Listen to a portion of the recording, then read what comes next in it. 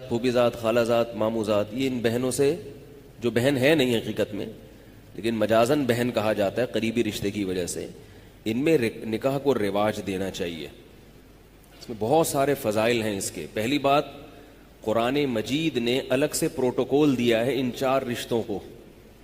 جہاں اللہ نے نکاح کو حلال کیا نا، نبی کو کہا کہ ہم نے آپ کے لیے بہت سی عورتیں حلال کی ہیں، ان میں اللہ نے الگ سے ان چار عورتوں کا ذکر کیا۔ وَبَنَاتِ عَمِّكَ، اے نبی آپ کے لیے آپ کی پھوپھی کی بیٹیاں بھی حلال، یعنی آپ کے چچا کی بیٹیاں بھی حلال۔ وَبَنَاتِ عَمَّاتِكَ، اور آپ کی پھوپھی کی بیٹیاں بھی حلال۔ وَبَنَاتِ خَالِكَ، اور آپ کے ماموں کی بیٹیاں بھی آپ کے لیے حلال۔ وَبَنَاتِ خَالَاتِكَ، اور آپ کی خالہ کی بیٹیاں بھی۔ تو ان کو الگ سے ہائی لائٹ کیا جا رہا ہے، کوئی تو حکمت ہوگی نا، یہی کہ بھئی یہ تو ہیں ہی، ہمارے حضرت فرمایا کرتے تھے کہ یہ تو رشتے اللہ نے پیدا ہی شادی کے لیے کیے ہیں۔ جو رشتے اللہ نے پیدا ہی شادی کے لیے کیے ہوں، کیا ان کو اللہ لنگڑے لولے بچے پیدا کرنے کے لیے کرے گا؟ ہے بھائی؟ کیا ہو گیا؟ وہ اس لیے پیدا کرے گا تاکہ لنگڑے لولے بچے پیدا ہوں؟ ایسا تھوڑی ہوگا۔ دوسرا مسئلہ یہ ہے کہ ان میں نکاح میں ایک اور فائدہ ہے، صلہ رحمی۔ رشتہ داری کیا ہوتی ہے؟ بولو نا، مضبوط۔ اور رشتہ داری جوڑنا شریعت کا حکم ہے یا نہیں ہے؟ اتنی بڑی فضیلت، نماز روزے کی طرح فرض ہے رشتہ داری جوڑنا۔ اس سے رشتہ کیا ہو جاتا ہے؟ بہت مضبوط۔ نبی صلی اللہ علیہ وسلم رشتہ جوڑنے کا بڑا خیال کیا کرتے تھے، بہت خیال۔ تیسرا فائدہ اس میں یہ ہے کہ شریعت میں لڑکی کا جو نکاح ہے اس میں اس کا اہتمام کیا گیا ہے کہ غیر کفو میں نہ ہو۔ غیر کفو کا مطلب ہے کہ لڑکا لڑکی کے پیرالل یا اس سے برتر ہونا چاہیے، اس سے کمتر نہیں ہونا چاہیے، خاندانی لحاظ سے خاص طور پہ۔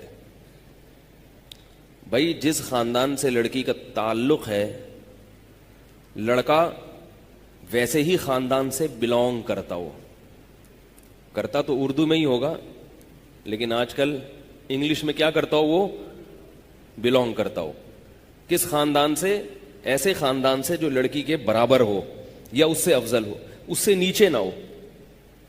اسلام میں ذات پات کا فرق نہیں ہے، لیکن نکاح کے لیے اس کا خیال کیا گیا ہے کہ لڑکی اونچے خاندان سے کسی کمتر لوگوں میں نہیں جانی چاہیے، ورنہ کس کا نقصان ہے؟ بولو نا، لڑکی کا نقصان، کیونکہ لڑکی نے ماتحت بننا ہے نا شوہر کے۔ تو ماتحت ایسے ہی شخصیت کے بنا جاتا ہے جو آپ ذہنی طور پر اس کو اپنے سے برتر مان رہے ہو۔ اگر وہ بھنگی چماروں میں چلی گئی، بڑے اونچے خاندان سے چلی گئی، کہاں؟ بھنگیوں کے خاندان میں، اور آپ کہیں کہ چونکہ وہ بھنگی مسلمان ہے، کلمہ پڑھتا ہے، تو کوئی بات نہیں، ٹھیک ہے، کلمہ پڑھتا ہے، مسلمان ہے، چاہے جو بھی ہو، لیکن لڑکی ذہنی طور پر اپنے شوہر کو اپنے سر کا تاج نہیں بنائے گی، اطاعت نہیں کرے گی، اس کو برتری کا احساس ہوگا۔ میں اونچی اور یہ کیا، میں اس کی کیوں مانوں؟ اس سے طلاق کا ریشو، بولو نا بھائی، بڑھے گا۔ اور نہیں بھی طلاق ہوگی تو پھر ایک مصیبت، ساری زندگی ایک ٹینشن۔ تو یہ جو چچا ذات، پھوپھی ذات، خالہ ذات، ماموں ذات، بھائی کے رشتے ہیں، یہ سارے کفو ہوتے ہیں خاندانی اعتبار سے۔ ان میں کوئی بھی خاندانی اعتبار سے غیر کفو، بولو نا بھائی، نہیں۔ تو شریعت میں جو کفو کی تلاش ہے وہ کیا ہو جاتی ہے؟ آسان۔ بھئی یہ تو اپنے ہی خاندان کا ہے، تو خاندان کی تو اب بات ایک پوائنٹ تو کم ہو گیا نا، جو بھائی کتنے نمبر لگائے جاتے ہیں نا، کیا کیا دیکھا جاتا ہے، تو ایک نمبر تو شریعت نے حل کر دیا نا کزن میرج کے ذریعے۔ اب اس کی تو تحقیق کی ضرورت ہی نہیں ہے، خاندان میں، خاندان تو یہ ہے نا، جو تم ہو وہی ہے، کیا خیال ہے؟ اور پانچواں فائدہ، چار فائدے بیان ہیں، میں تین بتائے ہیں، تین بتائیں، آپ لوگ تو نمبر تو یاد کر لیں کم از کم۔ چوتھا یا پانچواں، رکعتیں جب ہم بھول جاتے ہیں نا نماز میں، چار پڑھی ہیں کہ پانچ پڑھی ہیں، تو شریعت کہتی ہے چار سمجھو اور قاعدہ بھی کرو، اس لیے کہ نہیں بھول جاتے ہیں کہ تین پڑھی ہیں یا چار پڑھی ہیں۔ تو شریعت کا مسئلہ یہ ہے کہ جب نماز میں آپ بھول جائیں کہ تین پڑھی ہیں کہ چار پڑھی ہیں، تو آپ اس کو فرض کریں گے تین، لیکن تیسری رکعت کے بعد قاعدہ بھی کریں گے، کیونکہ ہو سکتا ہے کہ یہ کون سی ہو؟ چوتھی ہو۔ اور پھر ایک اور رکعت کے لیے کھڑے ہو جائیں گے جو یا تو چوتھی ہے یا پانچویں ہے. کھڑے اس لیے ہوں گے کہ اگر وہ 3 ہوئی تھی تو پھر چوتھی ہو جائے, اور اگر 4 ہوئی تو پانچویں کیا ہو جائے گی؟ گریبی. اب نماز میں گریبی لگانا جائز نہیں ہے, تو اس کا شریعت نے حل یہ رکھا کہ آپ پانچویں کے لیے کھڑے ہوں اور آخر میں سجدہ سہو کر لیں. کیا خیال ہے بھائی؟ تو اگر وہ 4 تھی تو پوری 4 ہو گئیں, اور اگر 5 تھی تو گریبی جو آپ نے اضافی لگائی اس کی پینلٹی کس سے ہو گئی؟ سجدہ سہو سے ہو. اسی کو حدیث میں کہا ہے فَلْيَبْنِ عَلَى الْأَقَلِّ. حدیث میں آتا ہے کہ جس کو نماز میں شک ہوا نا 3 پڑھی ہیں کہ 4 پڑھی ہیں, تو وہ عقل سمجھے, کم سمجھے اور اس پر بنا کرے آگے. تو ہم نے کتنے نمبر لگائے ہیں؟ 3 ہیں یا 4, تو ہم 3 پہ سجدہ سہو کر لیں گے آخر میں, ٹھیک ہے. چوتھا نمبر کیا ہے کہ جو چچا زاد, پھوپھی زاد, خالہ زاد, ماموں زاد رشتے ہوتے ہیں ان کو بچپن سے دیکھا بھالا ہوتا ہے, جوا نہیں کھیل رہا ہوتا انسان. آج کل جو نکاح ہو رہے ہیں نا وہ جوئے ہیں, جوئے. اچھا نکل گیا تو نکل گیا, نہیں نکلا تو پتہ ہی نہیں کیا نکلتا ہے پھر وہ, کیونکہ کسی غیر کے بارے میں پورے طور پر تحقیق کرنا ممکن نہیں ہے. بعض لوگ میرے پاس بھیج دیتے ہیں کسی کو, والدین نا میرے پاس بھیج دیتے ہیں کہ اس نے ہماری بیٹی کے لیے رشتہ بھیجا, مفتی صاحب ذرا اس کو دیکھیں کیا ہے.